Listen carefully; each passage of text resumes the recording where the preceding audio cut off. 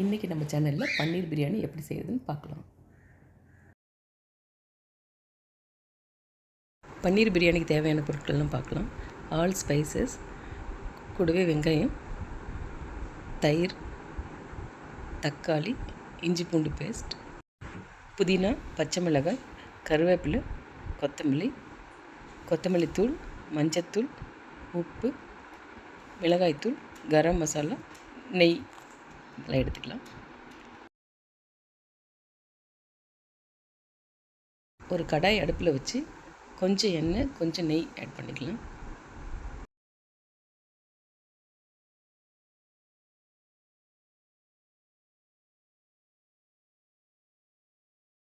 இப்போ எடுத்து வச்ச எல்லா ஸ்பைசஸும் ஆட் பண்ணிக்கலாம்.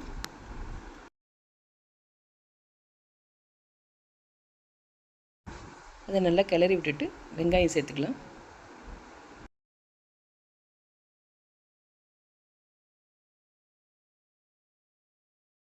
வெங்காயம் இந்த அளவுக்கு வதங்கினதுக்கப்புறம் இஞ்சி பூண்டு பேஸ்ட் போட்டுக்கலாம்.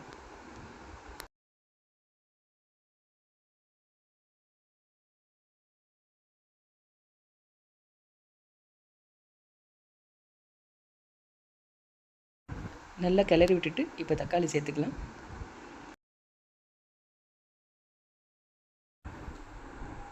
இப்போ உப்பு போட்டுக்கலாம். கூடவே கொஞ்சம் மஞ்சத்தூள் போட்டுக்கலாம்.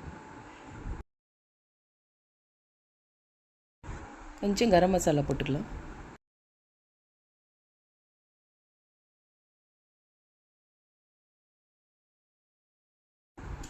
இப்போ நல்லா கிளறி விட்டுட்டு பச்சை மிளகாய், புதினா, கருவேப்பிலை, கொத்தமல்லி எல்லாம் ஒட்டுக்காக போட்டுக்கலாம்.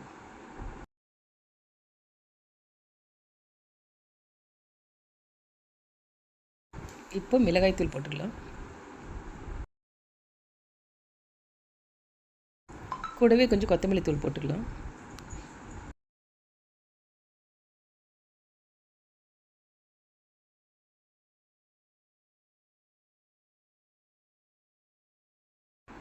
கொஞ்சமாக தண்ணி சேர்த்து பச்சை வாசம் போகிற அளவுக்கு வேக விட்டுடலாம்.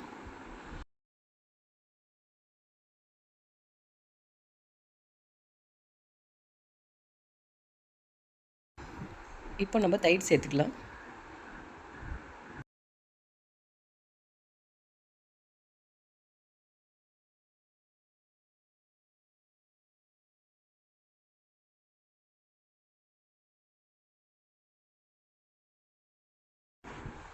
நல்லா எண்ணெய் பிரிஞ்சு வரும்போது நான் ஏற்கனவே பொரித்து வச்சுருக்கேன் பன்னீரை, இதை நான் அதை கூட ஆட் பண்ணிக்கிறேன். பன்னீர் 65 வீடியோ ஆல்ரெடி நம்ம சேனலில் அப்லோட் பண்ணியிருக்கோம். அதோட லிங்க்கு டிஸ்கிரிப்ஷனில் கொடுத்துருக்கோம்.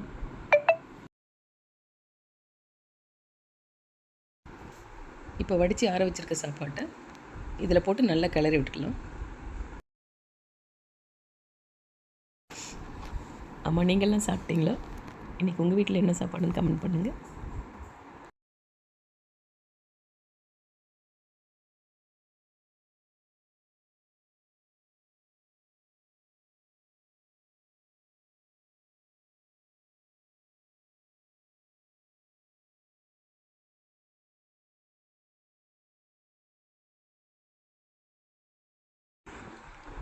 சுவையான பன்னீர் பிரியாணி ரெடி.